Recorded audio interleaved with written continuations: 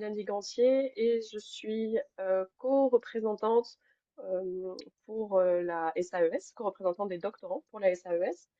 Et donc aujourd'hui, cette session de vendredi CPHD est consacrée à la partie audition du recrutement en poste de NCF. Mais dans un second temps, dans la partie questions, vous pourrez poser des questions également sur les dossiers, sur la partie dossier. Il n'y aura pas de problème si des questions portent également sur ça. Comme vous avez pu le voir, donc la session est enregistrée et elle sera également mise à disposition, voilà, pour celles et ceux qui n'ont pas pu y assister. Et nos deux intervenants aujourd'hui, que je remercie chaleureusement d'avoir accepté de participer, sont donc Johnny Rickenson et Olivia Renaud Jensen. Je vais peut-être vous laisser dire voilà, juste une ou deux phrases pour vous présenter et ensuite la parole sera toute à vous. Bah, merci Mélanie, merci à tous et à toutes d'être là et de m'accueillir à nouveau. Je pense qu'on a commencé à en avoir marre de m'entendre parler. Non, jamais. Euh, je suis donc maître de conférence en études anglophones en civil britannique spécifiquement à l'Université Paris-Cité. J'ai été recruté en 2021 et depuis j'ai eu l'occasion aussi de participer à un certain nombre de comités de sélection. Je vais aussi vous parler un peu de ce côté-là des auditions. Olivia, je te laisse te présenter. Alors, bonjour à tout le monde. Donc, je suis Olivia René Jensen, maîtresse de conférences en linguistique anglaise à Sorbonne Université depuis septembre. Donc, j'ai passé les auditions l'année dernière et j'ai eu l'opportunité, j'imagine, de pouvoir passer beaucoup d'auditions. En l'occurrence, j'en ai passé 8. Donc, j'espère pouvoir transmettre pour ce qui me concerne et pour peut-être plus la linguistique, mais certaines questions s'appliqueront aussi à la civilisation et à la littérature, mon ressenti et mes conseils pour la préparation et la gestion des auditions et aussi des dossiers pendant les questions. Donc, bon, pour commencer un peu avec le début, comment est-ce que ça se passe, un recrutement? Je ne vais pas revenir en détail sur ce qui avait déjà été couvert, il me semble, dans la session précédente sur les dossiers, donc le fonctionnement exact des comités de sélection, mais je vais vous parler un peu du côté comité de sélection pour les auditions. Comité de sélection, quoi, c'est pour faire plus court, pour un poste de MCF, c'est un mélange de membres internes et externes, en général à égalité, entre 8 et 20 personnes. C'est souvent une douzaine, entre 12 et 15, enfin 12-16. Un mélange de professeurs des universités et de maîtres de conférences. En général, c'est plus ou moins 50-50. Et une majorité de spécialistes de la discipline, mais il peut y avoir également des gens qui sont pas dans la discipline, notamment dans le cas du FR de langue, où bah, il peut y avoir des spécialistes d'études hispaniques ou des spécialistes d'études germaniques dans les comités de sélection. Donc c'est une discipline au sens un peu plus large que juste la section 11 du CNU, même si il y a quand même ouais, qu'il y a quand même principalement des personnes qui seront des spécialistes des études anglophones dans les comités de sélection en études anglophones. La première réunion se passe en général, là, ça va être au mois d'avril et peut-être un peu au début du mois de mai. C'est un examen l'examen des dossiers écrits, donc les CV analytiques, les travaux, etc., la thèse notamment. Euh, Chaque dossier est regardé par au moins deux rapporteuristes qui ensuite émettent un avis qui est donné au moment de la première réunion. Ensuite, le comité de sélection émet un nouvel avis, qui est l'avis du comité de sélection sur la candidature, qui indique si oui ou non la personne va être auditionnée. Donc, à l'issue de la première réunion est établie une liste de candidats et de candidates à auditionner. Et dans la foulée, normalement, les candidats et candidates sont convoqués à l'audition. Euh, Idéalement, et ce qui est recommandé et dans les textes et dans les circulaires et souvent dans les manuels que les universités donnent sur les recrutements, c'est de laisser 15 jours aux candidats et aux candidates entre l'examen des dossiers et l'audition. Parfois c'est un petit peu moins, parfois c'est un petit peu plus. Ça dépend de pas mal de choses, mais normalement c'est autour de 15 jours pour recevoir la convocation. Sachant que, alors normalement on vous envoie un mail pour vous indiquant les détails de la procédure, etc. Mais la notification que vous recevez de la part d'Odyssée peut aussi valoir convocation. Donc c'est le moment où si vous voyez que si vous recevez un mail de la part d'Odyssée vous disant vous avez été admis à poursuivre le concours, ce qui est la formule utilisée. Euh, là, vous pouvez commencer à réserver vos trains, etc. Euh, Chose importante à savoir, parce que ça conditionne pas mal la façon dont les membres de COS aussi reçoivent les candidats et candidats, toutes les auditions se passent le même jour. Donc évidemment, il y a une différence quand on passe à 8h30 du matin ou à 17h30. L'état de fatigue des membres du comité de sélection n'est pas le même.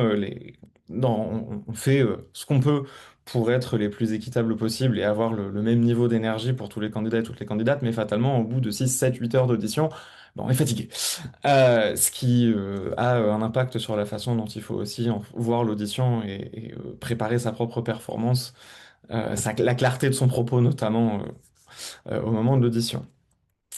Qu'est-ce qu'un comité de sélection cherche à faire lors d'une audition? Bah, la première chose, c'est que, a priori, vous correspondez aux critères du poste. Ça a été vérifié au moment de l'analyse du CV, mais bah, il y a un certain nombre de questions qui vont bien vérifier que vous êtes dans la fiche de poste, qu'il n'y a pas de, que c'était pas entre guillemets une erreur de la part du comité de sélection de vous inviter à l'audition parce que vous correspondez pas au poste. Normalement, ça n'arrive pas, mais on sait jamais. Deuxièmement, c'est vérifier l'investissement sur le poste spécifique. Donc, est-ce que vous pensez, est-ce que vous envisagez vraiment de venir dans, je sais pas, l'université de Nantes, si vous êtes auditionné à l'université de Nantes? Est-ce que vous avez conscience des enjeux de la maquette de l'université de Nantes? Est-ce que vous avez conscience un peu du fonctionnement de l'UFR, de la formation, etc.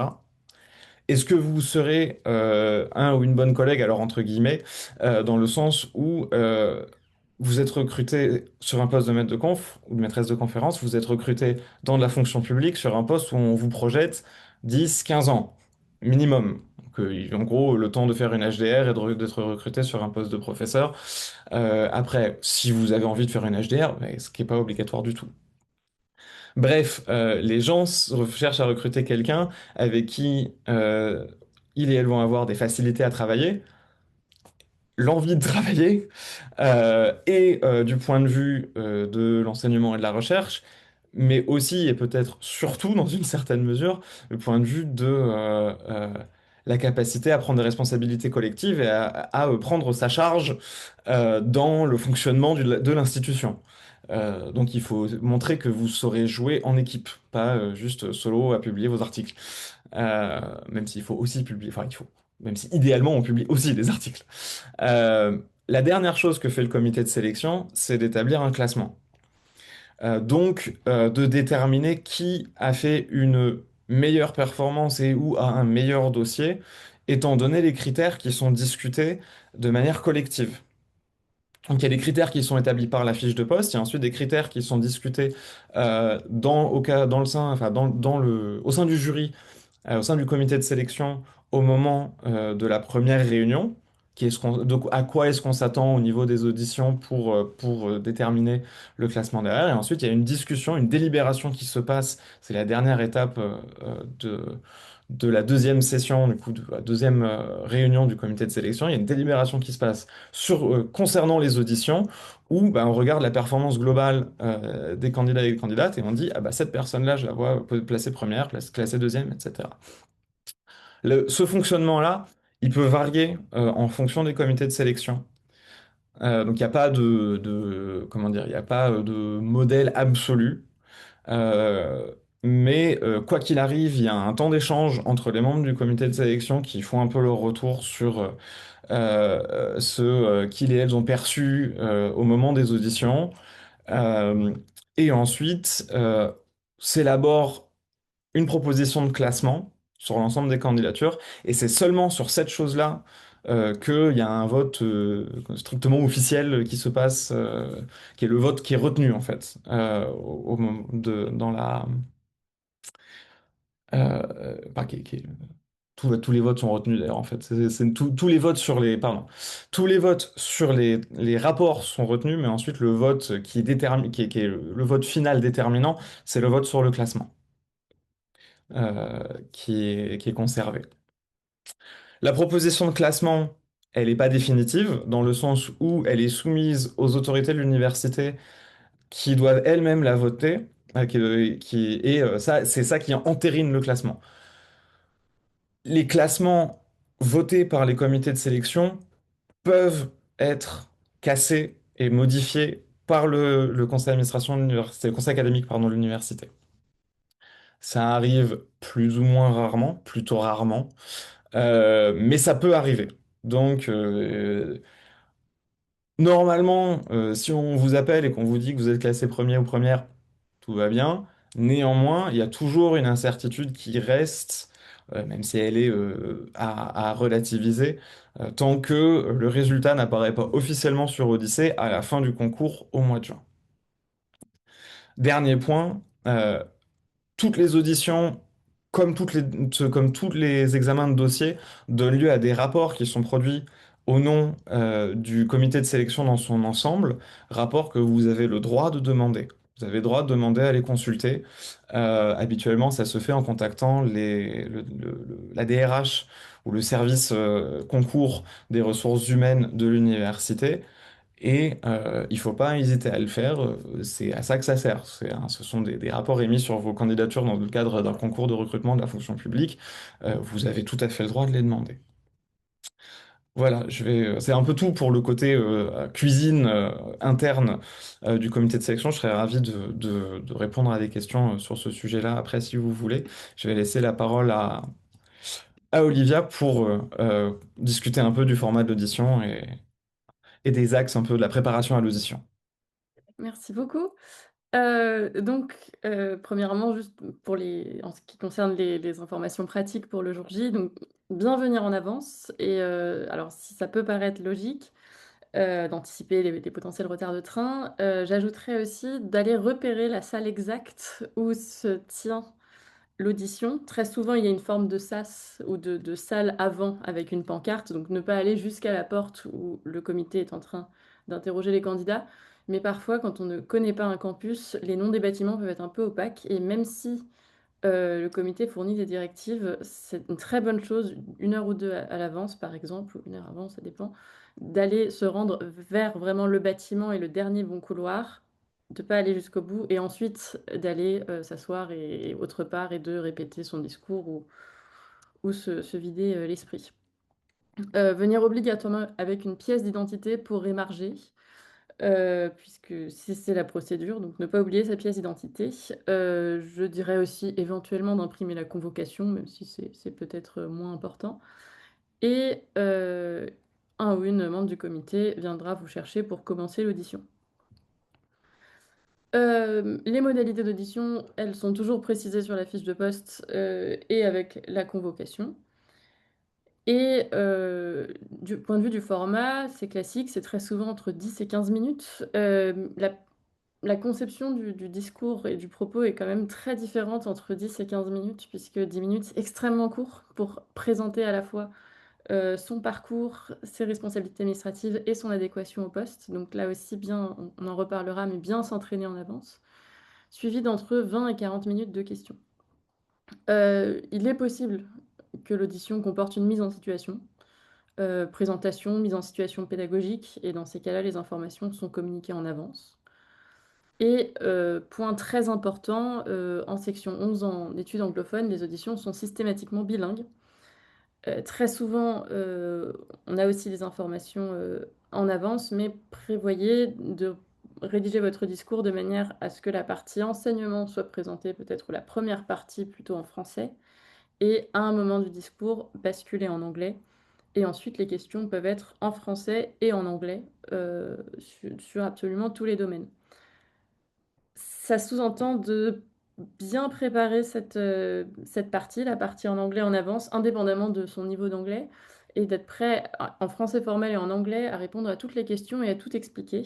Donc vraiment se dégager un maximum d'espace mental possible pour les auditions, puisqu'on est toujours un petit peu nerveux ou nerveuse. Donc vraiment essayer de parler en anglais et en français formel le plus possible les semaines qui précèdent, et de bien chercher les termes qu'on n'aurait pas anticipés en anglais. Donc si jamais on a exercé une responsabilité, qu'on a travaillé sur un projet, par exemple, à s'entraîner à l'expliciter en anglais, et chercher aussi les termes du type modalité de contrôle des connaissances, modalité d'examen, tous ces termes très français, mais sur lesquels on pourrait buter au moment où on prend la parole en anglais. Donc vraiment essayer soi-même se mettre dans les meilleures conditions possibles en anticipant ces points-là. C'est tout pour cette diapositive. Merci beaucoup. En ce qui concerne le discours, donc, il contient une présentation personnelle avec des points saillants du parcours et des éclairages et ne surtout pas avoir peur de répéter les éléments du dossier. C'est tout à fait normal de redire, le dossier. Heu, les compétences, les enseignements, donc les compétences, qu'on a développées, surtout les cours enseignés, le type de cours qu'on pourrait enseigner à partir de là, l'adéquation à la fiche de poste. Et les différentes responsabilités ou les projets, je pense à l'organisation des journées d'études, l'organisation de projets, par exemple, les mandats au sein des laboratoires, toutes ces choses-là, heu, également dans le discours et l'axe de recherche, donc à la fois, ce qu'on a développé dans sa thèse, ses publications et dans quel axe on peut s'inscrire au laboratoire, quel projet on pourrait développer tout en gardant pour les questions. Je dirais aussi qu'on Ça peut être tentant de récupérer des discours qui ont déjà été faits, pour commencer à se préparer, mais cette partie-là, et c'est pour cette partie-là, c'est peut-être préférable de vraiment travailler son premier jet de discours en avance et de vraiment partir du sien et ensuite, au fur et à mesure, de l'affiner pour qu'il soit à la fois, qu'il rentre dans les codes et qu'il soit le plus complet possible, mais aussi qu'il vous ressemble et que vous soyez vraiment à l'aise avec votre discours puisque vous allez beaucoup vous entraîner sur ce discours en amont des auditions et également le présenter et ce sera un point très important. Donc qu'il soit à la fois, qu'il rentre dans les codes, mais qu'il soit aussi le plus personnel possible et que vous le soyez approprié, le plus possible. Hem En ce qui concerne l'adéquation au poste, donc là aussi pensez bien à, bien mentionner des éléments de la fiche de poste puisque dès lors qu'on postule, un poste, on doit décrypter la fiche de poste, bien observer et prêter attention, aux besoins, au type de cours enseignés, aller chercher la maquette de l'université, on en reparlera, mais ensuite peut-être mener quelques recherches sur les membres du jury, les spécialités, l'intérêt et la pédagogie.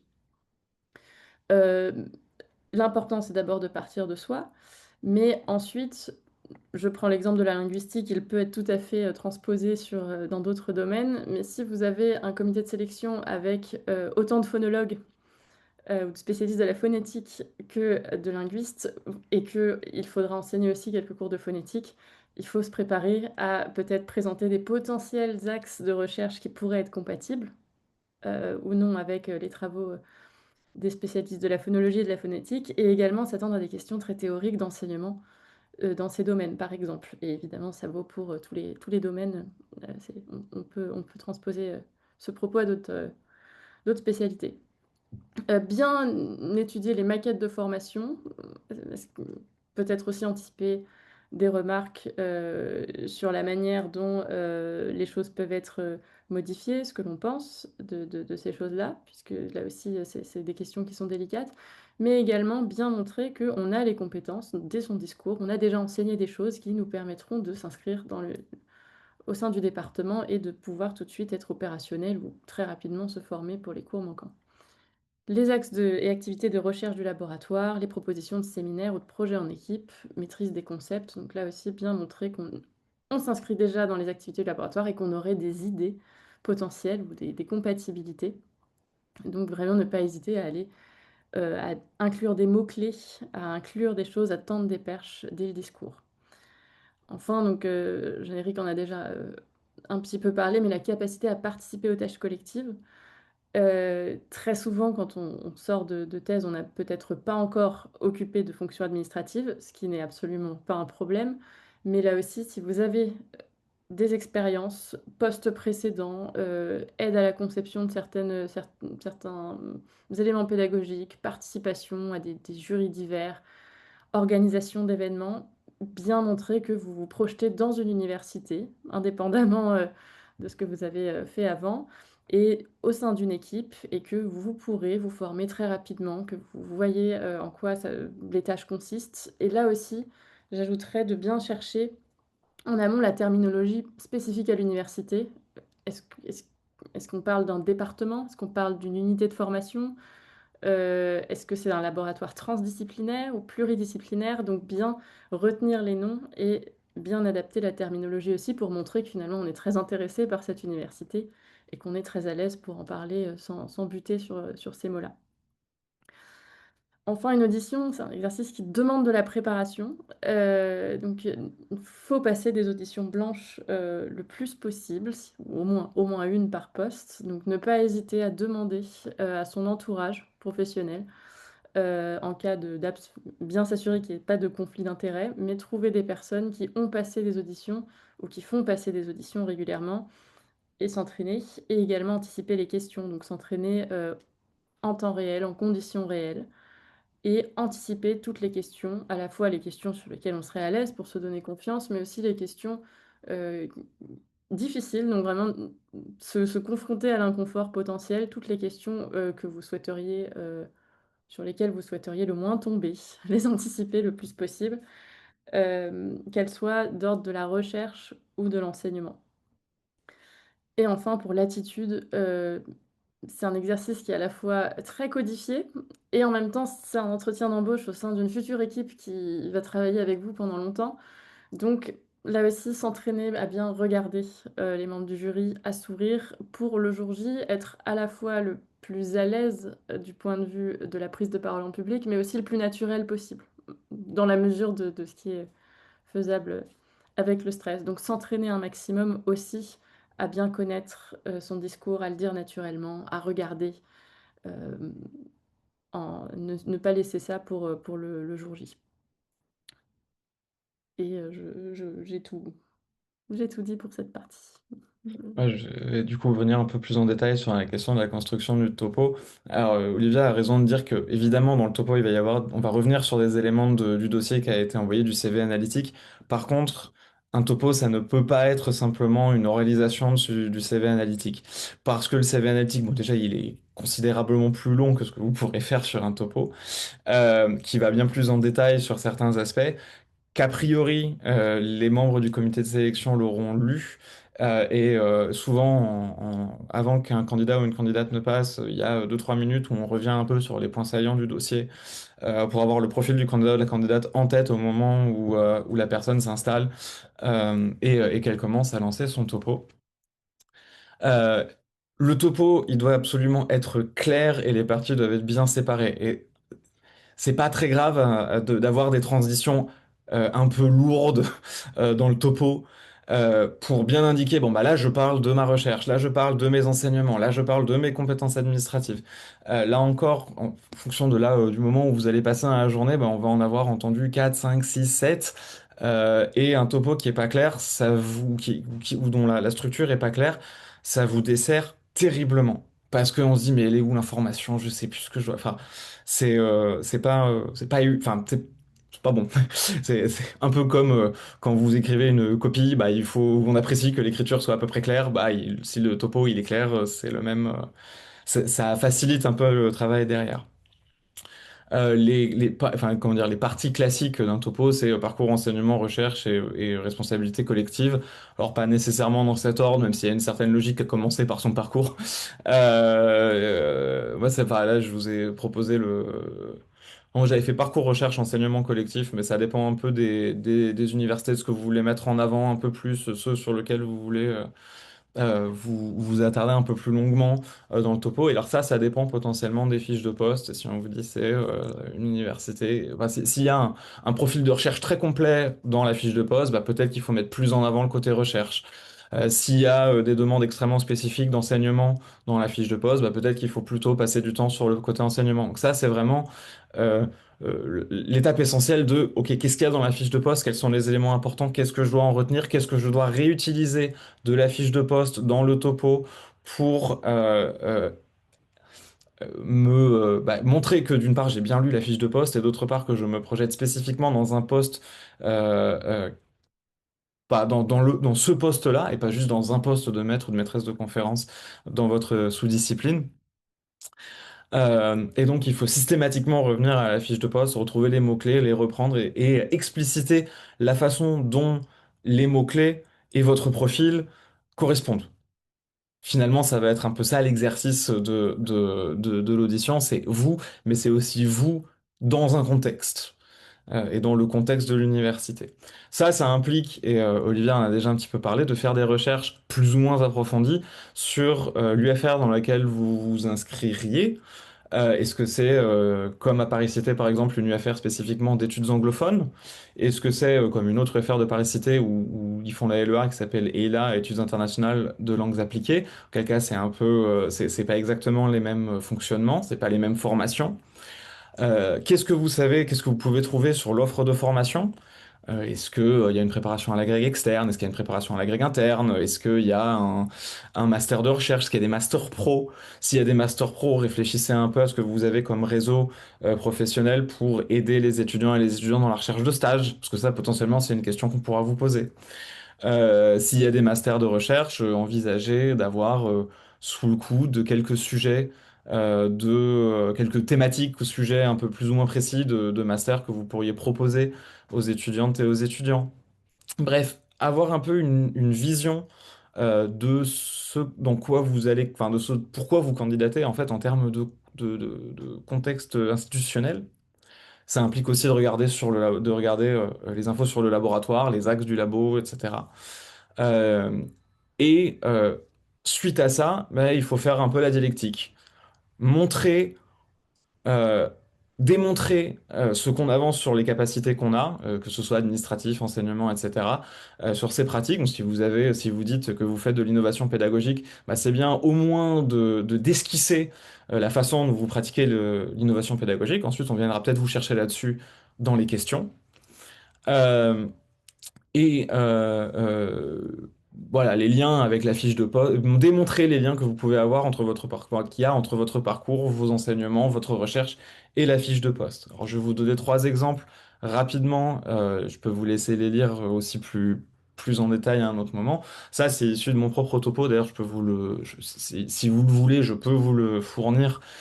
Mais effectivement, ça reste un document qui est un peu personnel parce que c'est quand même vous qu'on veut voir parler en comité de sélection. Donc voilà, moi je pars, donc je candidatais sur un poste en civil britannique euh, plutôt dit long 18e siècle à Paris-Cité, qui s'appelait à l'époque Université de Paris. Il y avait des collègues qui étaient plutôt sur la première partie du 18e et un peu moins sur la deuxième partie, notamment en civil. Donc c'est là aussi j'ai dit, bah, ça permet de compléter l'expertise existante en termes en études du 18e siècle. Et des synergies que j'ai trouvées sur les axes du laboratoire, l'axe première modernité et circulation des savoirs et une traverse qui s'appelle la culture matérielle en question. Moi, je suis spécialiste d'histoire intellectuelle et bah, je m'intéresse aussi à l'histoire du livre. Donc, je me suis dit, bon, bah, ça rentre bien dans à l'intersection de ces deux choses-là. Donc, m'appuyant sur mon expertise de recherche, je peux dire, ben voilà, ces choses-là, je peux contribuer des éléments et enfin, je peux contribuer à la vie du laboratoire étant donné ma connaissance de ce sous-champ-là de recherche. Euh, ça se décline, ou le même genre de choses se décline sur l'enseignement et l'administration. Bon, là, pour le coup, il se trouve que quand j'étais à TER à l'université de Cergy-Pontoise, euh, j'avais enseigné un cours qui ressemblait énormément au cours de L1 de la maquette de Paris-Cité. Bah, je l'ai dit, j'ai dit, bah voilà, vous avez un cours de L1, c'est le cours pour tout le monde. Il y a 200 personnes dans la licence en L1. Donc il y a fatalement un moment où, en tant que spécialiste de civil britannique, bah, vous allez donner ce cours-là. Euh, Bah, très bien, bah, je sais le faire, j'ai déjà à peu près tout clé en main, je suis opérationnel sur ce cours. Par ailleurs, il y avait un lien assez fort qui était fait entre l'expertise de recherche en L2 et en L3, enfin l'expertise de recherche et les enseignements en L2 et en L3. Ça, je l'ai vu dans la maquette de la licence. Donc j'ai souligné, bah, j'ai vu ça dans la maquette de la licence, ça correspond un peu à ce que j'ai pu faire auparavant et je serais ravi de réinvestir les choses que j'ai déjà faites dans dans le cadre du poste pour lequel j'auditionne. Donc ça, c'est vraiment des éléments où bon, bah, vous êtes allé faire vos devoirs, on voit que vous avez fait vos devoirs, bah, du coup, vous cochez la case, a fait le job d'aller s'intéresser spécifiquement au contexte de l'université. Sur l'administratif, Voilà, les expériences vont varier fatalement parce que on n'a pas tous et toutes pu avoir enfin, endosser des responsabilités administratives. On n'a pas forcément voulu être représentant ou représentante des doctorants et doctorantes au moment lors de sa thèse. Il y a mille raisons, mais c'est important au moins de signaler que vous avez connaissance de ces enjeux, d'identifier éventuellement des éléments de votre parcours. Je sais pas, si vous avez fait un Erasmus, bah, ça peut avoir le coup de dire, bah, j'ai fait un Erasmus, j'ai trouvé ça super, ça m'intéresserait énormément d'aider d'autres étudiants et étudiantes à partir en Erasmus, donc je vois très bien que je pourrais travailler, enfin j'endosserai avec plaisir la responsabilité des relations internationales. Ça, c'est un élément qui met en lien votre propre parcours, des choses qui sont assez classiques dans les départements et dans les UFR, notamment de langue, mais bien évidemment pas que. C'est bah, des échanges, et les échanges, ça implique une administration relativement importante, etc. Pareil, si vous avez, enfin, si, c'est important d'avoir en tête les différents postes administratifs qui existent, que ce soit de la responsabilité de formation, de la responsabilité d'année, des responsabilités de recherche au sein des laboratoires, des responsabilités pédagogiques dans le cadre de formation spécifique aux établissements. Tout ça, ben voilà, vous pouvez un peu vous en saisir et construire un peu votre discours autour de ça. Euh, je laisse Olivia réenchaîner pour la partie questions et puis ce sera à vous. Donc, en ce qui concerne les questions, beaucoup de similitudes en termes de préparation par rapport au topo, c'est presque le prolongement, mais bien anticiper les questions, donc analyser la fiche de poste, et préparer des auditions blanches. Et une très bonne technique peut être d'avoir un fichier, des fiches avec des questions potentielles, puisqu'elles finissent par se recouper ou la manière dont on y répond. Donc, avoir un fichier avec des questions qui peuvent correspondre à toute audition et certaines spécifiques à certains profils de poste ou à certaines universités. En termes de stratégie, ne pas tout mettre dans le topo, bien susciter la curiosité en gardant des éléments de réponse choc, ou en tout cas envisager des potentiels prolongements si on va vous chercher sur certains points que vous avez donnés.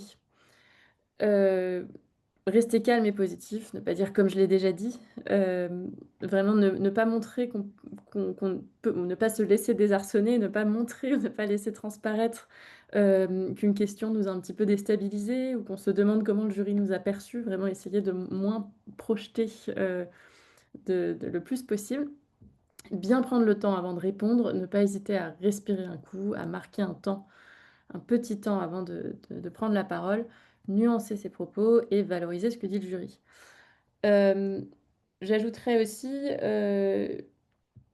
de toujours compléter et démontrer chaque élément de réponse. Comme parfois, si vous avez passé d'autres concours, c'est un petit peu le même principe, mais avec sa propre expérience et soi. C'est-à-dire que si on vous dit, par exemple, vous verriez-vous mener un projet de recherche sur tel domaine et que ça correspond à votre domaine, ou seriez-vous capable d'enseigner dès l'année prochaine le thème au niveau agrégation ou telle chose? Ne pas hésiter à dire pas uniquement oui, oh, je l'ai déjà fait et donc je peux le faire, mais bien toujours illustrer, apporter un exemple.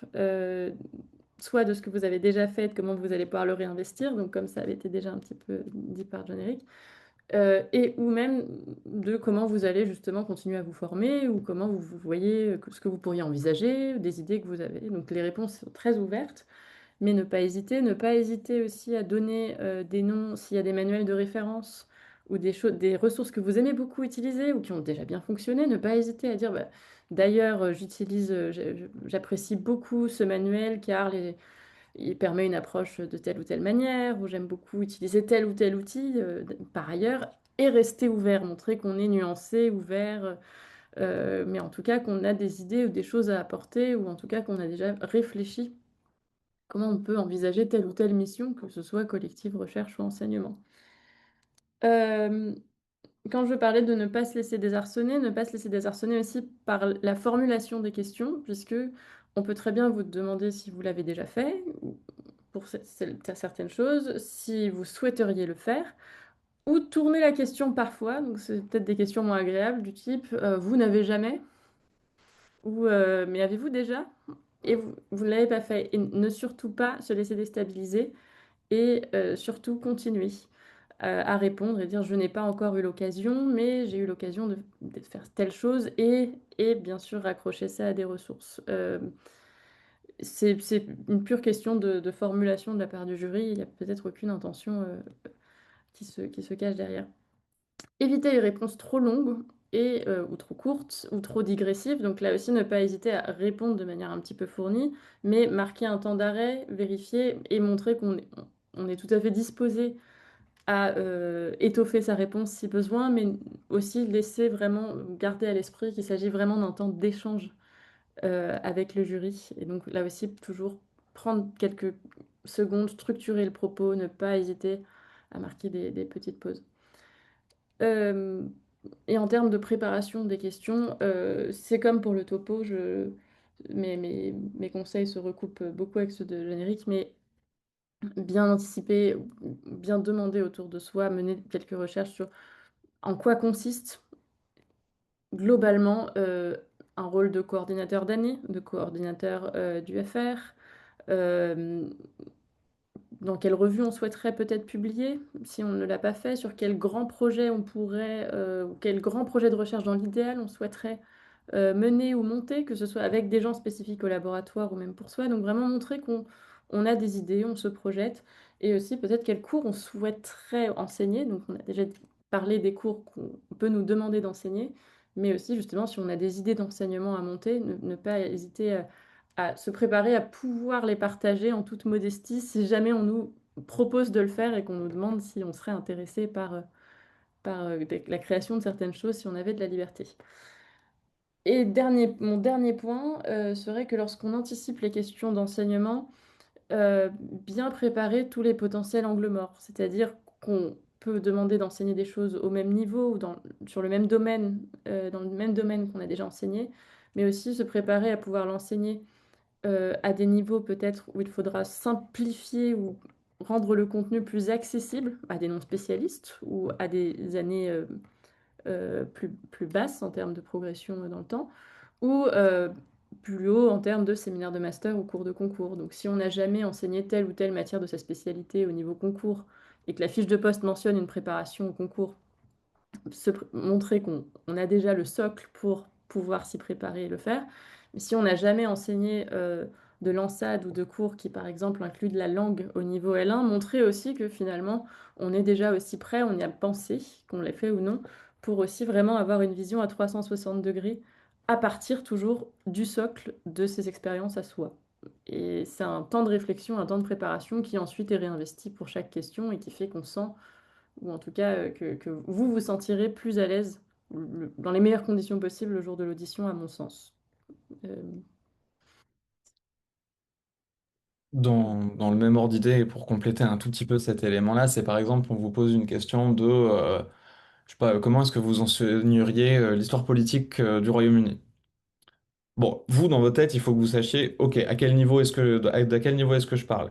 En L1, je ferai ça comme ça. En L2, bah, je commencerai peut-être à introduire des sources primaires plus complexes ou des articles des éléments, des bouts d'articles de recherche, citez-en un ou deux. Euh, En L3, bah, je ferai ça autrement parce que bah, je sais qu'en L2, ils ont vu ça et donc en L3, je peux me permettre des choses plus avancées parce que ça montre aussi que vous avez à la fois une compréhension des enjeux pédagogiques des différents niveaux, éventuellement que vous avez suffisamment regardé la maquette pour avoir une idée de la structuration de la formation et donc en gros de la façon dont les briques s'empilent les unes sur les autres et là où vous allez pouvoir vous positionner et bah, que vous êtes aussi capable bah, de réfléchir de manière un peu, avec une vue un peu synoptique, en disant, OK, bon, mais en fait, il y a différents éléments dans cette question. Donc, comment est-ce que je définis les éléments de la question pour pouvoir y répondre de manière la plus complète, évitant de digresser, enfin, de faire une dissertation de 15 minutes, parce que là, personne d'autre pourra vous poser de questions et ça va vous desservir. Euh, mais, euh, mais bien envisager en fait, les tiroirs dans les tiroirs de la question. Je crois qu'on peut s'arrêter là pour la présentation. Euh, Merci à vous et puis on attend vos questions. Très bien. Merci beaucoup, Olivia. Merci beaucoup, Jean-Éric. Très, très complet. Je pense qu'on va avoir des questions. Et donc, pour rappel, elles peuvent porter sur la partie audition, mais aussi si vous avez pardon, des questions pour la partie dossier, n'hésitez pas. Donc, vous avez la fonction lever la main si vous souhaitez poser une question. Sinon, oui. Donc, Caroline Ferré, allez-y. Oui, bon, bonjour, merci beaucoup pour cette présentation très complète. J'avais plusieurs questions, certaines très basiques. Est-ce que nous avons besoin ou le droit d'avoir un PowerPoint pendant cette présentation de 10 minutes? Vous nous avez indiqué qu'il n'était peut-être pas nécessaire de revenir en détail sur les éléments du dossier, mais quand même les présenter à nouveau. Est-ce que vous avez des conseils à nous donner en temps de répartition de temps à peu près? Par exemple, si nous avons 10 minutes, est-ce que c'est moitié-moitié ou plutôt faire un quart et ensuite se consacrer au reste? Est-ce qu'on doit mentionner la littérature du domaine quand, par exemple, on parle de dispositifs ou que l'on se projette, ou c'est pas du tout l'endroit pour asseoir peut-être une démarche que l'on souhaiterait mettre en œuvre? Et est-ce qu'on a le droit à des notes? Et enfin, est-ce que chaque membre du jury doit pouvoir poser une question, ou si la moitié, ça suffit? Pardon pour toutes ces questions en une, mais comme ça, je laisserai la place pour les autres. Merci beaucoup à l'avance pour vos réponses.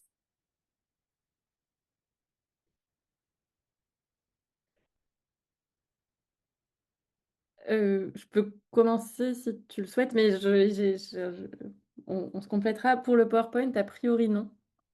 Je peux juste parler de mon expérience. Une audition demandait un PowerPoint et apparemment, c'était extrêmement rare lorsque j'en ai parlé autour de moi. Et c'était le cas d'une seule. Donc, sauf si mentionné, pas de PowerPoint. Pour l'équilibre, ce qui concerne l'équilibre et des éléments à présenter à nouveau, je laisserai peut-être Jean-Éric répondre plus en détail puisqu'il a l'expérience aussi de l'autre côté. Mais je dirais que les socles, tous les éléments qui correspondent à sa propre expérience et qui sont réinvestis qui sont en adéquation avec la fiche de poste, qui vont être réinvestis pour montrer qu'on est en adéquation avec la fiche de poste, sont nécessaires. Donc après, il faut le mentionner de manière plus dynamique ou différemment. Mais si par exemple, comme le CV analytique contient par exemple les cours déjà enseignés, c'est mais la fiche de poste dit cours en littérature de tel siècle ou linguistique notamment, il faudra inévitablement rappeler qu'on a enseigné ces cours-là, mais là le lier de manière encore plus dynamique à la fiche de poste et tout de suite dire j'ai eu l'occasion d'enseigner, peut-être même en donnant un détail qui n'est pas dans le CV ou juste un à titre d'exemple et dire en cela je suis prête et ou disposée, prêt ou prête à enseigner ceci ou cela, ou je pourrais en m'appuyant sur telle ou telle ressource et continue. Et il en est de même pour la recherche. Donc je parle sous le contrôle de Jeanne-Éric et qui complétera. Pour la répartition du temps, j'aurais dit moitié. C'est propre à chacun, mais en comptant, en comptant quelques minutes pour les formules d'introduction, les formules à la fin, et un petit peu de temps pour les responsabilités collectives. Donc une fois qu'on a enlevé ce temps-là et qu'il nous reste du temps pour enseignement et recherche, à peu près la moitié pour une fiche de poste classique qui serait équilibrée entre enseignement et recherche, puisque là aussi on a vu que ça pouvait varier. Donc pour la littérature, je le cantonnerais plutôt aux questions. Mais, il me semble qu'on n'a pas le droit aux notes, si je dis pas de bêtises. Si, pardon, on a le droit à son topo avec soi, mais je veux dire, on peut pas venir avec des pense-bêtes pour ensuite répondre aux questions. On a son discours avec soi. Et tout le jury ne pose pas nécessairement de questions.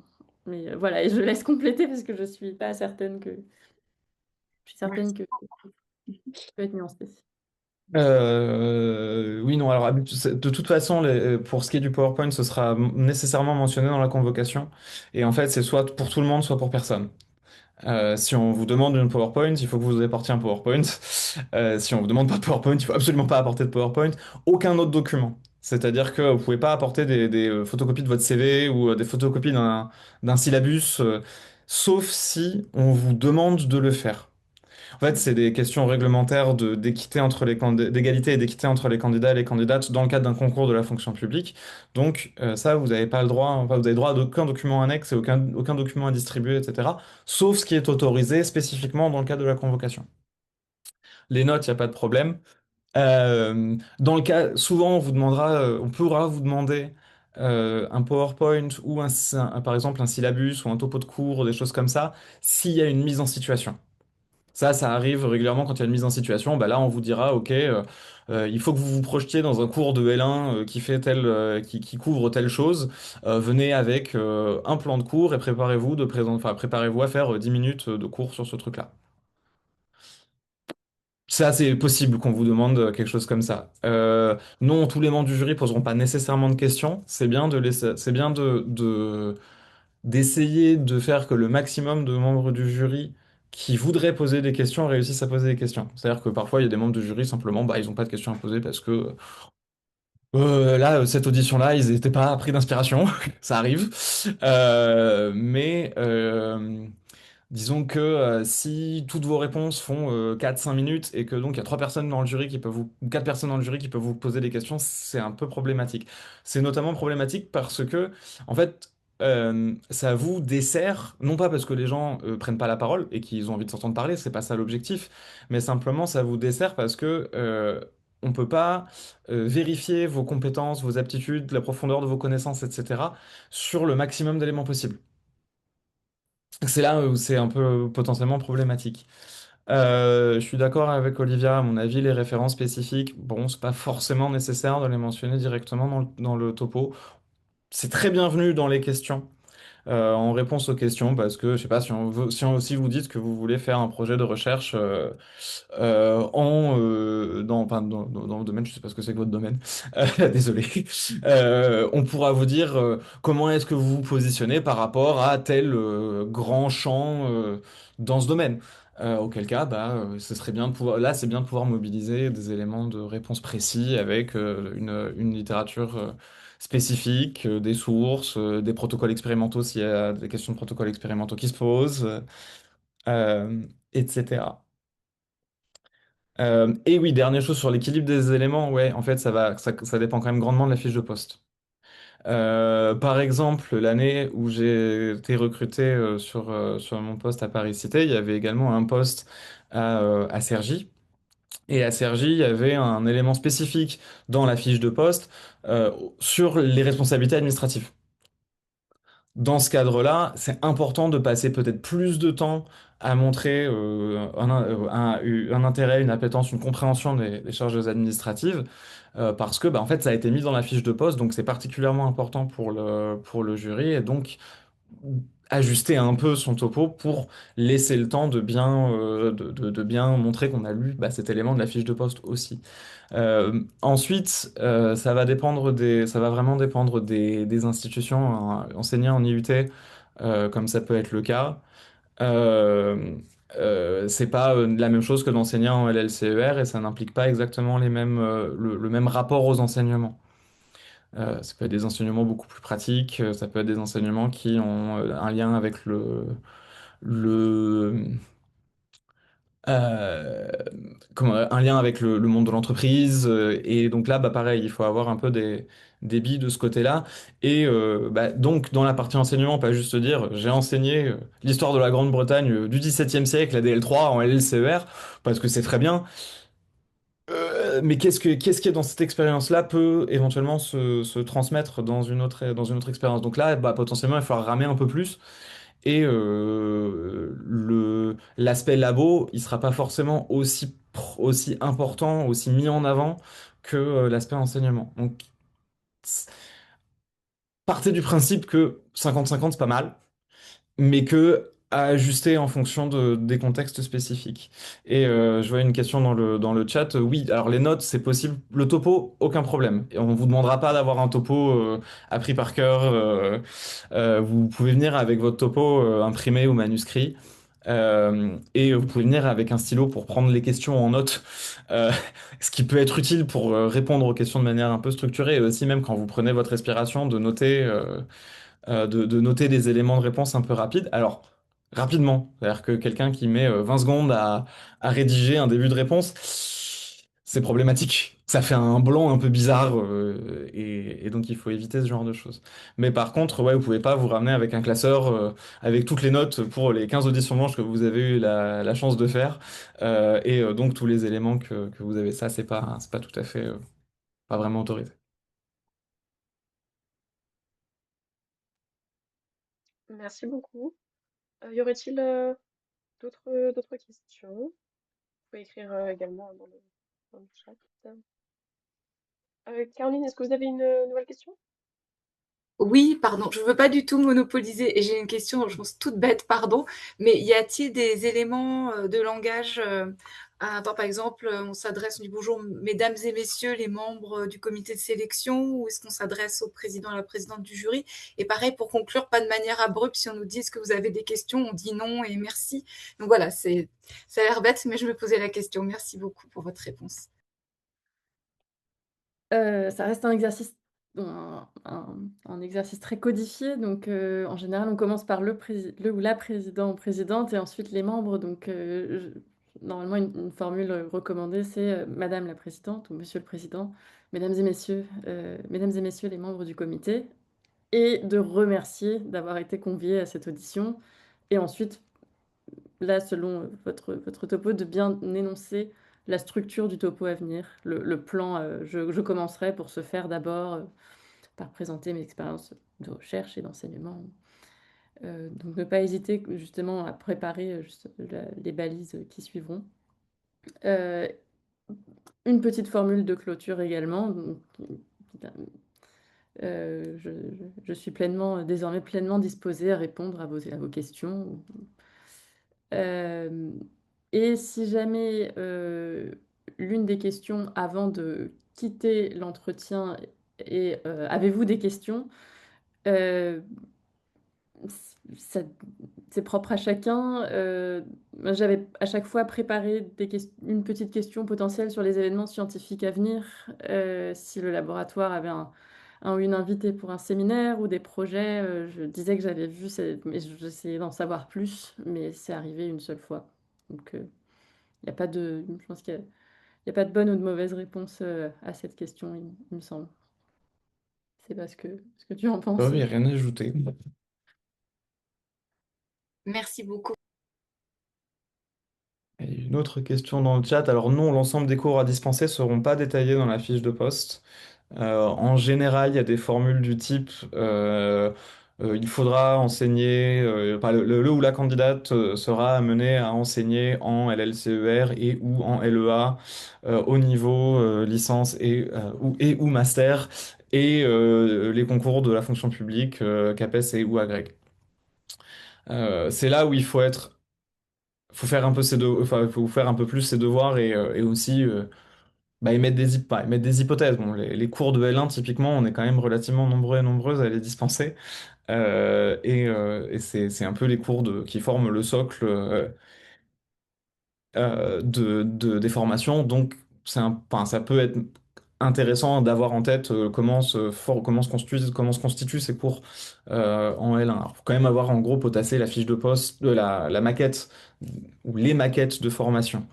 Regarder les éléments un peu sur chaque année et comment ça fonctionne. Par contre, on pourra pas, enfin, vous ne saurez pas à l'avance exactement ce que vous serez ou ce que vous seriez amené à enseigner dans votre service.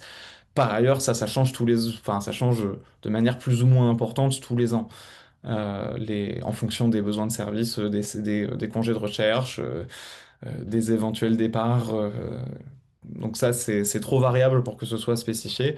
Par contre, on vous donnera une indication des formations et des niveaux.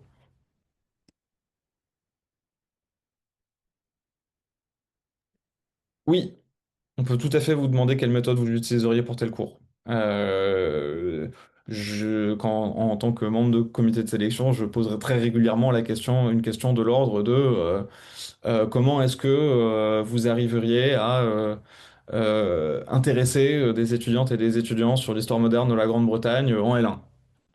Quelle méthode, quel dispositif, quelle source, Ça, Mhm. c'est tout à fait possible. Si par ailleurs, ça peut arriver dans certaines facs, il y a une mise en place de pédagogie par projet ou de l'approche par compétence ou des choses comme ça, bah, c'est pareil. Il faut être capable de transmettre ses propres aptitudes pédagogiques à ces éléments spécifiques aux universités. Mhm. Et également, certaines questions peuvent être à la fois formulées d'une manière plutôt axée sur l'enseignement ou la recherche, ou les deux, et c'est bien dans ces cas-là de donner un aperçu entre les deux. Donc, comment expliquez-vous la différence entre tel et tel concept à des étudiants de première année? Donc là, c'est plutôt une réponse un peu didactique et attendue. Ou comment concevez-vous, ou comment définiriez-vous ce courant ou ce concept de manière plus théorique en tant que chercheur. Et si on ne vous demande pas, c'est aussi très bien de donner un aperçu, de dire je conçois tel concept de telle manière et je l'explique ou j'aime à l'expliquer de telle manière. Euh, et en parlant de méthode, également, il me semble qu'on n'a pas mentionné que si la fiche de poste contient des cours magistraux et que vous n'en avez pas enseigné, là aussi réfléchir un petit peu à comment on envisagerait un cours magistral ou peut-être l'accompagnement sur la plateforme numérique, voilà, mais juste montrer qu'on y a un petit peu réfléchi, sans nécessairement avoir toutes les clés, mais on peut aussi avoir des questions sur ce genre de cours.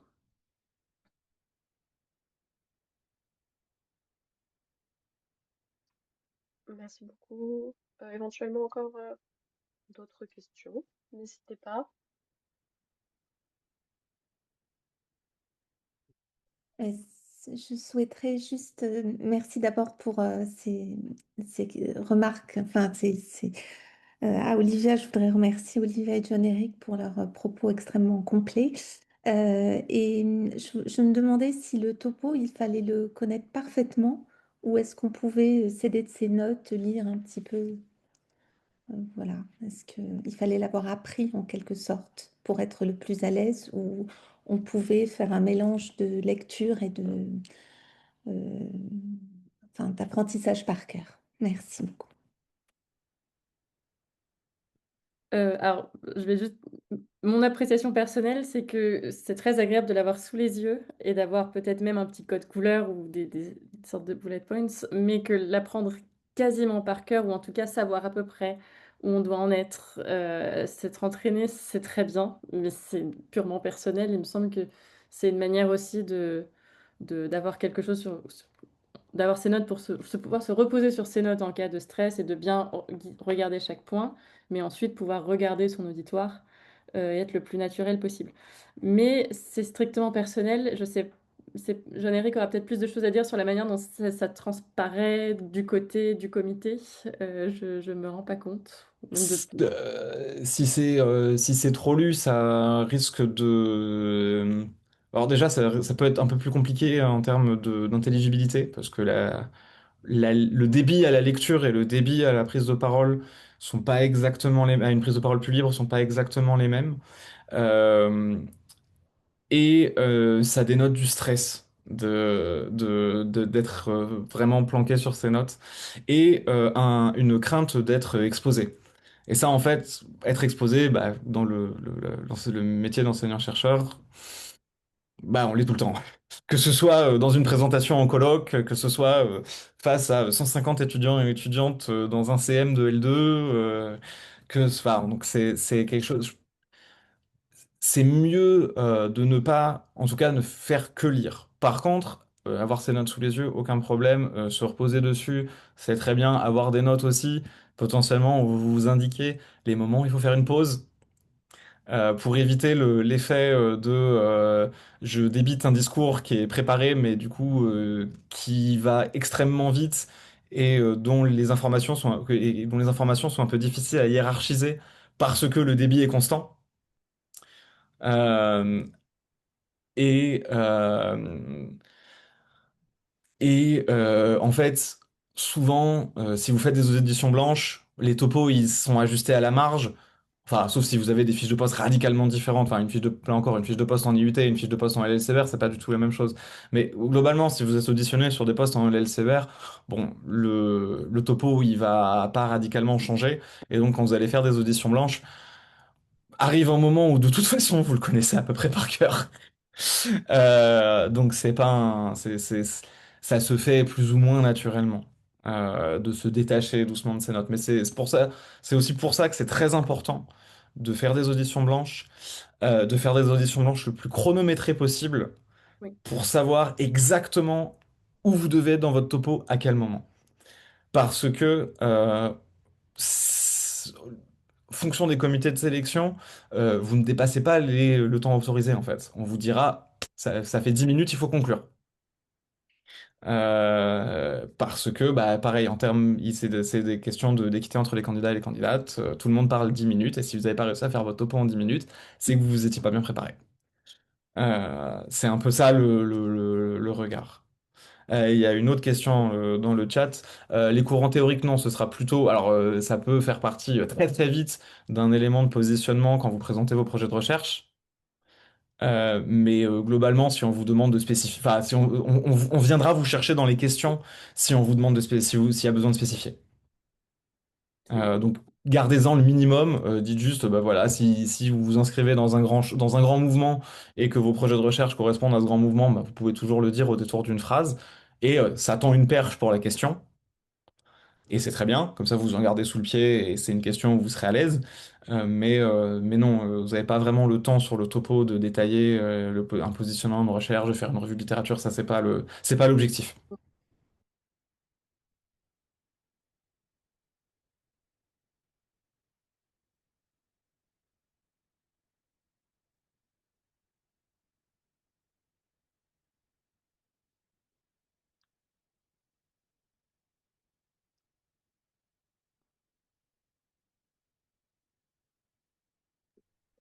Vous avez C'est-à-dire d'autres pour... questions,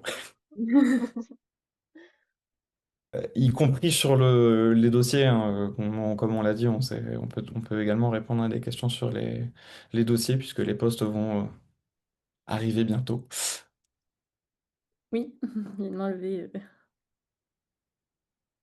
Je suis désolée, c'est encore moi, mais au fur et à mesure que vous parlez, j'ai des nouvelles questions. J'avais deux questions. Déjà, merci beaucoup pour tous ces éléments. Ma première question s'adresse à Olivia Reynaud-Janssen. Dans votre description tout à l'heure, vous avez dit qu'il faut valoriser la question des membres du comité. Et je voulais avoir une idée de comment ça se traduisait. Et aussi, entre le dossier et l'audition, je vois bien qu'il faut qu'il y ait une manière plus dynamique de le faire, mais est-ce que vous auriez quelques petits trucs à nous donner pour que ces deux exercices se renforcent, mais qu'en même temps, on ne présente pas la même chose? Voilà. Je comprends un peu théoriquement, mais si vous aviez des éléments à donner, ce serait très volontiers. Merci beaucoup pour vos réponses. Oui, alors, quand je parlais de valoriser, les potentielles, je veux dire, affinités, scientifiques avec les membres du comité, là aussi, c'est peut-être un tout petit peu c'est pas l'élément principal, ni des réponses lors des questions, ni du topo. Ça peut même être très sous-entendu ou absent du topo à mon sens. Ça dépend vraiment du poste. Il y a pas deux situations identiques, donc là aussi, je pense que Jeanne-Éric aura des choses à dire. Mais je vais prendre un exemple personnel. J'ai travaillé sur une construction, donc en espérant que ça puisse s'appliquer facilement et résonner avec d'autres expériences. Mais j'ai travaillé sur une construction syntaxique, d'un point de vue plutôt syntaxique, sémantique et aussi dans le discours. Et il y avait une question un peu phonétique, mais elle n'a pas été explorée, elle a été très peu explorée dans ma thèse, puisque je l'ai gardée pour après la thèse.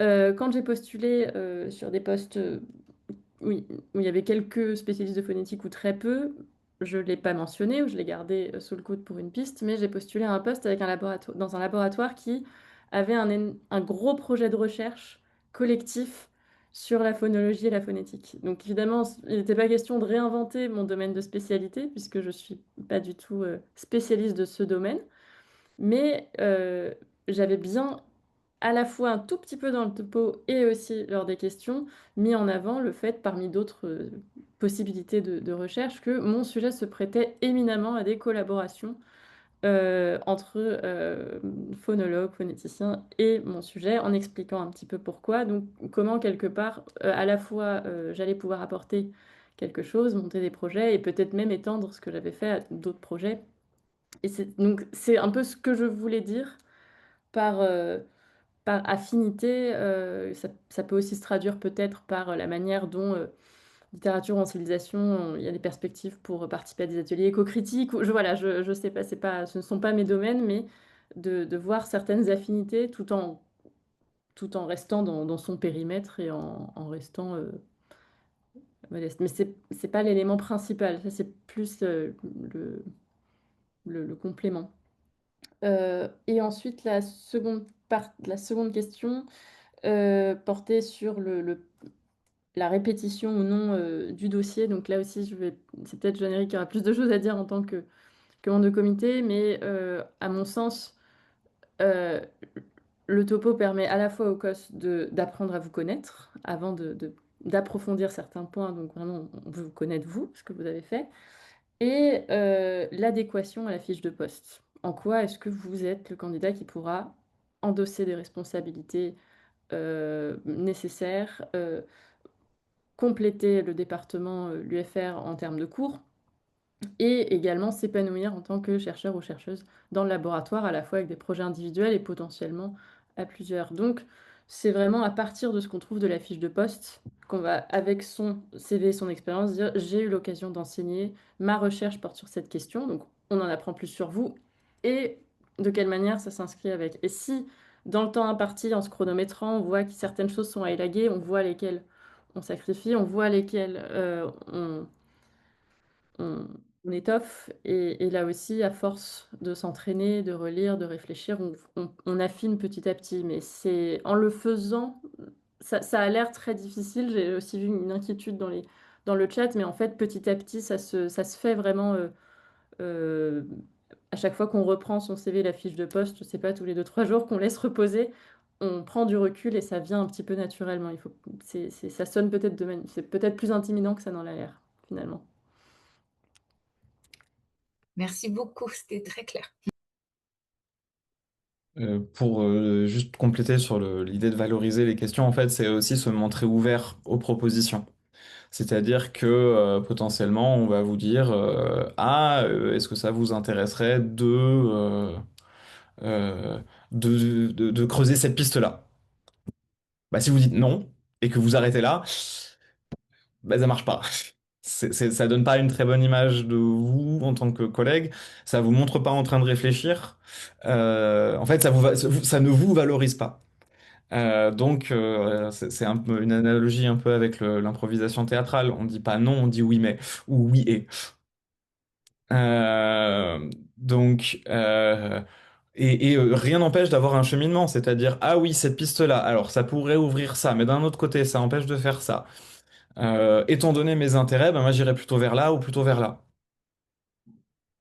Ça c'est une, en fait l'idée c'est de reprendre la question qui vous est posée, d'en tirer un peu les fils et de voir comment vous pouvez tisser votre propre réponse.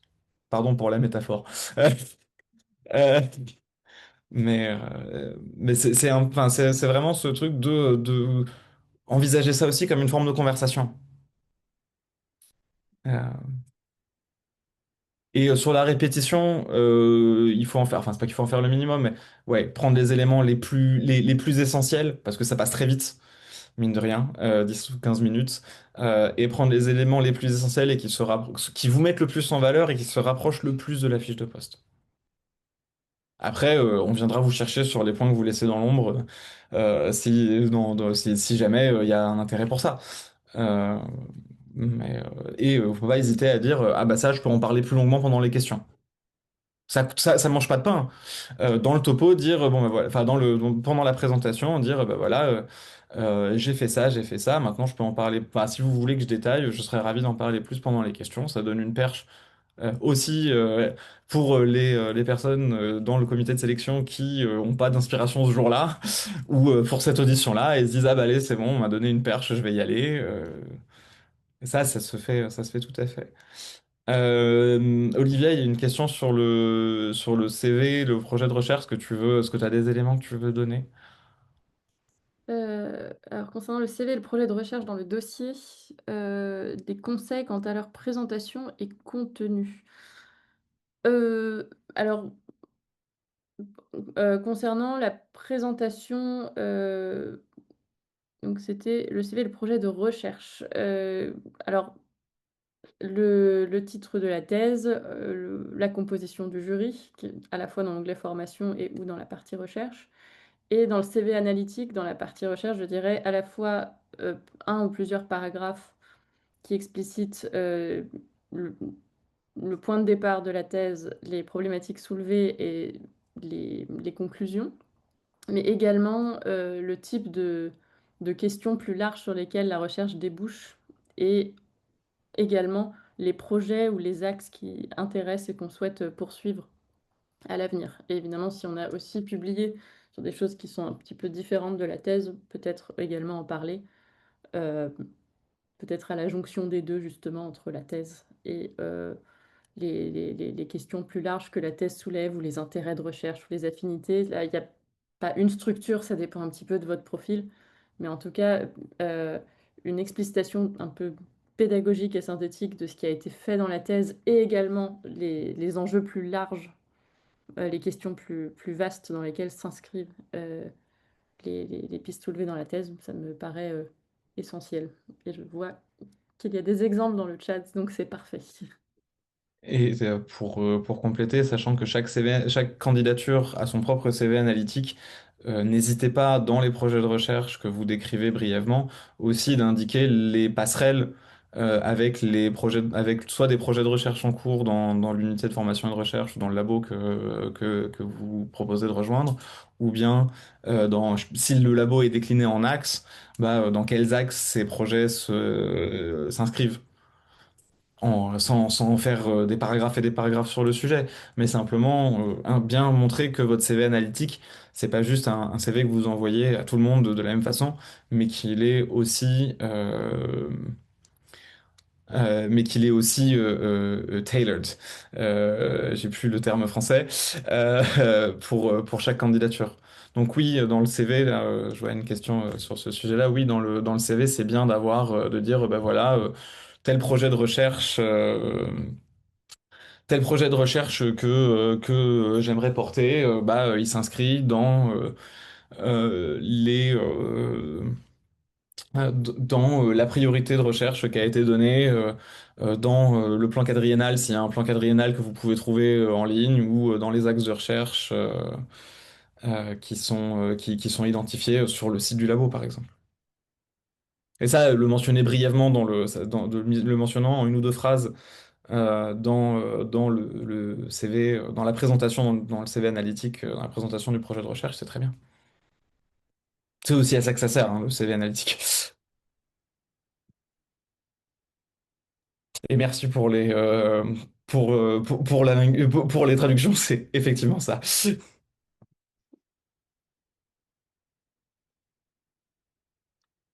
D'autres Merci questions? beaucoup. Ouais, t'as d'autres questions peut-être?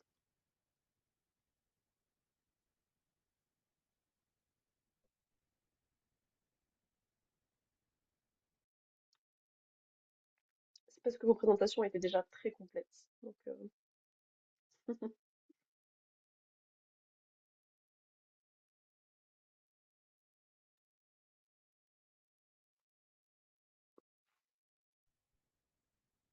Ah, il y a une main levée. oui, allez. J'arrivais pas à lever la main tout à l'heure, mais là, ça y est, j'ai enfin réussi à le faire. Merci infiniment, puis grand plaisir de te revoir, Olivia, dans ce contexte. Oui, c'est partagé. Je me posais déjà une petite question un peu pratico-pratique en vous entendant par rapport aussi vraiment à l'importance de bien gérer et de bien diviser son temps de présentation. Est-ce que vous recommandez en fait, d'utiliser son téléphone pour chronométrer? Moi, je le fais beaucoup dans des communications, mais est-ce que là, en fait, il vaut mieux ne pas le faire, plutôt avoir une montre ou vraiment se reposer sur son entraînement pour estimer le temps qui s'est écoulé? Et ma deuxième question, c'était, en fait, vu tout le j'ai l'impression, en fait, quand même, le temps de réflexion qui est nécessaire pour préparer cette audition, est-ce que vous recommandez d'y réfléchir en amont, en fait, avant de savoir si on va être auditionné? Puisqu'il y a seulement 2 semaines entre le temps d'annonce et l'audition en elle-même.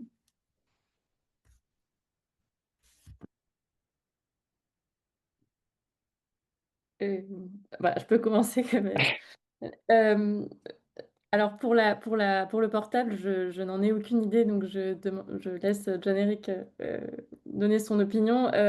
J'avais fait 100, contrairement aux communications, donc je me repose exclusivement sur l'entraînement, mais un deuxième avis serait extrêmement bienvenu. Et pour les postes, je dirais, moi je conseillerais de réfléchir en amont. Euh, Évidemment, en adaptant au temps dont on dispose, non, se mettre dans les meilleures conditions possibles. Mais toutes les questions un peu générales qui portent sur tous les postes potentiels ou qui portent sur le type de poste dont sur lequel on se projetterait le plus volontiers, peuvent être déjà un petit peu anticipées. Mais peut-être pas de manière aussi intensive, mais commencer à réfléchir à comment on répondrait à certaines questions administratives qui sont communes à tous les départements. Justement, sur le type, Jean-Éric parlait du type de responsabilité qu'on aimerait, par exemple, ou qu'on se verrait volontiers attribuer, par exemple, par rapport aux échanges internationaux, ou ce que c'est qu'une coordination d'année, ou comment on expliciterait en anglais sa recherche en 1 ou 2 minutes. Tout ça, ça peut se préparer, même juste en y pensant, et ensuite en le notant dans un coin. Et ensuite, comme ça, quand on postule au poste et qu'on voit les fiches, on peut commencer à s'y préparer encore plus pour vraiment les postes rêvés. Et une fois qu'on a la notification, là, pour le coup, préparer les choses plus spécifiques au poste en organisant sa semaine selon l'énergie qu'on souhaite consacrer à telle ou telle audition, je dirais. Donc vraiment du plus large en avance au plus étroit, plus on s'approche de la date. Voilà, j'espère que ça répond à la question. Et pour l'amont. Oui, merci beaucoup. Euh, pour le chronomètre ou la montre ou le portable, alors moi j'avais passé les auditions en Zoom parce que c'était encore la fin du Covid, donc j'avais pas exactement les mêmes conditions et j'avais mon téléphone à côté de moi pour vérifier où j'en étais en termes de temps. Je pense que le téléphone c'est pas forcément l'idéal. Alors la réaction des comités de sélection va varier fatalement en fonction des individus qui le constituent, qui le composent.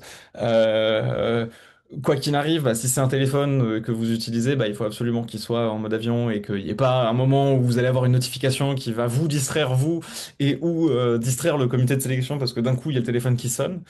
Donc ça c'est un truc bête, hein, mais ça peut arriver. Euh, euh, de mon expérience, j'ai vu pas mal de gens soit avoir enlevé leur montre bracelet et la mettre de manière avec le cadran visible, et comme ça ils jetaient un œil sur la montre discrètement, et de gens qui viennent avec comme à la grecque avec un chronomètre et j'ai pas le souvenir que ça ait posé problème. Euh, Après, normalement, bah, votre topo, pareil, les auditions blanches font que votre topo, vous le maîtrisez suffisamment pour, a priori, être capable de tenir en 9 minutes 53 et si c'est 10 minutes et de vous arrêter là. Pour réfléchir et pour préparer les auditions en amont, alors il y a quand même pas mal de travail qui se fait au moment de la mise en place des dossiers. Donc le CV analytique étant adapté à chaque fiche de poste, au moins dans une certaine mesure, en fait, ça vous fait déjà pas mal de travail de défrichage déjà fait. Donc, de ce point de vue-là, l'audition, le passage à l'audition, c'est remettre en forme des choses auxquelles vous avez déjà un peu pensé, que vous avez déjà un peu en tête normalement. Et après, oui, il y a des questions un peu larges, un peu bateau, qui vont se poser plus ou moins à chaque fois et auxquelles on peut se préparer en amont et qui seront communes à toutes les auditions. Ensuite, aller chercher spécifiquement toutes les maquettes de licence, toutes les maquettes de master. Bon, ça, c'est en fonction du temps disponible et c'est plus intéressant de ne le faire que pour les postes où vous êtes auditionné. Et c'est aussi là au moment où vous allez faire où il va y avoir de la valeur ajoutée au topo d'audition par rapport au CV. Merci beaucoup.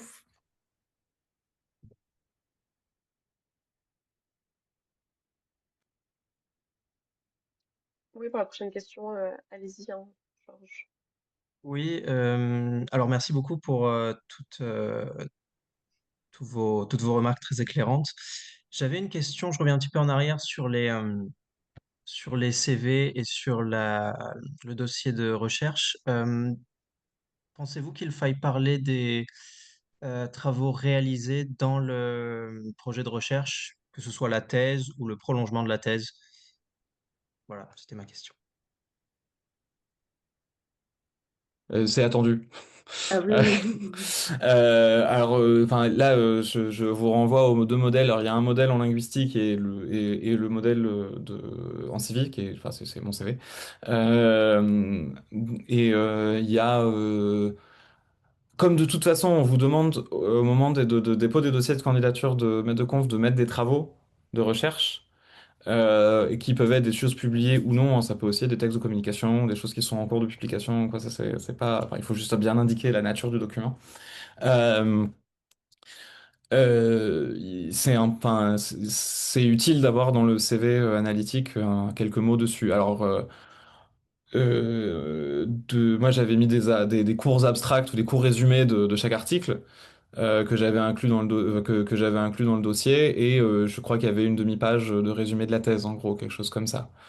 Donc ça, c'est sur les travaux réalisés, et ensuite des travaux un peu plus derrière. Dites-vous que alors les comités de sélection reçoivent les dossiers avec en gros 2 semaines ou à peu près pour les regarder. Que ce sont des dossiers qui sont assez imposants. Un CV analytique, ça fait rapidement entre 10 et 20 pages. Qu'il y a d'autres éléments dans le dossier à regarder. Donc, on n'a pas forcément le temps, en tout cas pour la première réunion, de tout regarder en détail.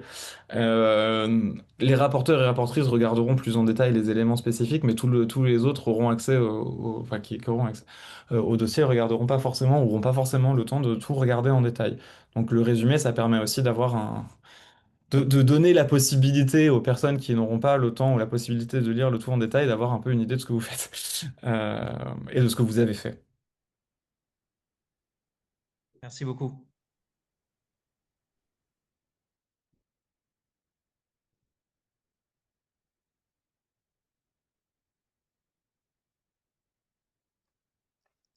J'en profite juste pour rappeler, avant peut-être des dernières questions, tout comme la session consacrée au recrutement dossier, elle a été mise sur le blog Hypothèse, dont John-Éric vient de redonner le lien. La même chose sera faite pour cette session, donc ça restera accessible ensuite. Voilà. Et je vous enverrai le lien à la même adresse, donc c'est pour la mailing list des doctorants de la SAES.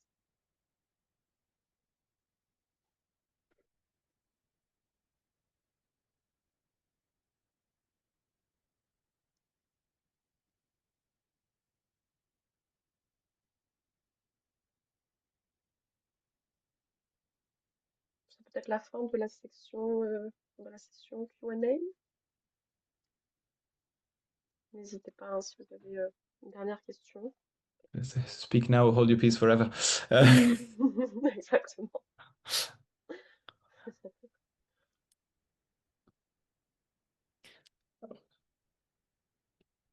Caroline, allez-y. Caroline. Que c'est proposé, je la prends. Je pense que j'ai déjà la réponse, mais c'était juste pour m'en assurer. Si on prend, dans le CV analytique, on fait pardon, comme vous l'avez indiqué, des paragraphes, ça c'est clair pour moi, notamment pour la thèse. Je me demandais, il n'est pas forcément opportun de prendre un copier-coller de notre résumé de thèse qui est déjà dans la thèse, mais si c'est proche, qu'on l'adapte, ça va, ou c'est vraiment un critère absolument fondamental qu'on reformule tout. Non. Mm. Si par coïncidence c'est peu ou prou le même, c'est très bien, mais non, non, c'est propre à chaque. Ça peut être exactement le même, il peut être différent, il y a pas de règle là-dessus. Ce n'est pas rédhibitoire en tout cas. C'est pas, je pense pas forcément le faire comme ça, mais c'était. Bon, bah, merci beaucoup. J'ai profité d'une question, nous la proposer. Merci beaucoup aussi pour toutes vos réponses. Je viens juste de penser à un élément un peu administratif, mais qui peut avoir son importance. Il peut y avoir, et c'est pas de chance quand ça arrive, deux auditions le même jour dans deux villes différentes. Parce que il n'y a pas de coordination, enfin, il n'y a pas une coordination généralisée de tous les comités de sélection. Donc ça peut arriver qu'il y ait auditions qui sont prévues le même jour, prévenez le plus vite possible les comités de sélection qui vous ont invité en disant j'ai un voilà qu'est-ce qui peut être arrangé? Comment est-ce qu'on peut s'organiser? Alors parfois on a de la chance et c'est pas trop loin et on peut réussir à faire un trajet. Je sais pas si vous avez une audition à 9 heures du matin à Lyon et à 15 heures à Marseille, bon bah, ça c'est pas très confortable mais ça se fait. Euh, Parfois, il faudra demander s'il est possible de basculer l'audition en distanciel, ce qui est pas toujours possible. Euh, et parfois, il faudra faire un choix, ce qui est pas très agréable. Mais ça peut arriver. Mais quoi qu'il arrive, plus vont contacter le comité de sélection tôt sur le sujet, sans censurer, sans essayer de trouver des solutions, machin, etc. Contacter le président et présidente du comité de sélection le plus vite possible pour voir comment c'est possible de s'arranger. Euh, Histoire que vous ne soyez pas pénalisé euh, dans votre chance d'avoir deux auditions. Enfin, Oui, merci. Précision importante, en effet.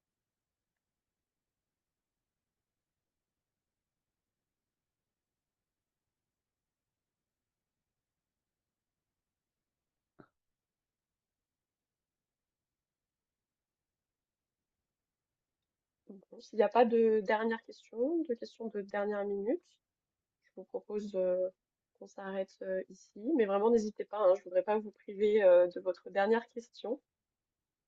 Donc j'en profite pour remercier très chaleureusement donc Olivia et John-Éric. Un très grand merci d'avoir accepté de partager votre temps, vos connaissances. C'était vraiment très complet. Je pense que ça a aidé beaucoup de monde et que ça aidera encore beaucoup de personnes. Donc un grand merci à tous les deux et puis merci également aux participants de vous être connectés et puis pour vos questions qui à chaque fois permettent d'aider tout le monde. Merci pour voilà, cet échange qui a été très précieux. Et je J'en voulais profite pour vous aussi souhaiter un bon week-end. et Et visiblement bonnes une dernière vacances. question de dernière minute. Bonnes vacances. Ah oui, mais bien sûr, merci, je l'avais pas vu. Allez-y, oui. Merci à vous. Bonjour, moi j'ai pris le live en cours et je sais pas si, enfin, vous avez répondu à cette question. J'aimerais savoir, est-ce que, enfin, j'ai entendu John-Éric parler euh, des CV de linguistique et de civique qui sont disponibles. Est-ce qu'il y aurait pas des exemples de CV en traductologie ou en littérature, enfin, je sais pas, qu'on peut proposer, enfin. Pas à ce stade, je crois. Non, Mélanie, en je fait, me... ça dépend des intervenants. D'accord. Et donc, pour l'instant, en intervenant, on a eu des intervenants donc en civi et en linguistique, mais pas encore d'intervenants en traductologie. Voilà. Mais je pense, voilà, vous pouvez, comment dire, la structure va globalement rester la même. Donc, vous pouvez tout à fait vous en inspirer, même si votre domaine est différent. Voilà. Mais non, pas Pour, encore de traductologie. pour la petite histoire, le modèle de mon CV analytique, je l'ai pris à un collègue en sciences politiques qui n'a rien à voir avec linguistique. Et je me suis inspiré de ce modèle-là pour refaire le mien. Donc, il y a une structure qui est quand même, enfin, il y a une logique à l'objet CV analytique qui dépasse un peu les codes disciplinaires, particulièrement peut-être, je sais pas comment ça se passe en sciences expérimentales, en physique, en maths, etc. Mais en sciences humaines et sociales, c'est plus, il y a une norme un peu enfin, des modèles qui se transposent bien. Et si jamais c'est la fin de la séance, en tout cas, j'en profite pour souhaiter bon courage et bonne chance à tout le monde pour cette période riche et stimulante et stressante. Donc, bon courage. Très bien. Eh bien, écoutez, je vous souhaite à toutes et à tous une bonne continuation et puis évidemment la réussite dans vos auditions futures.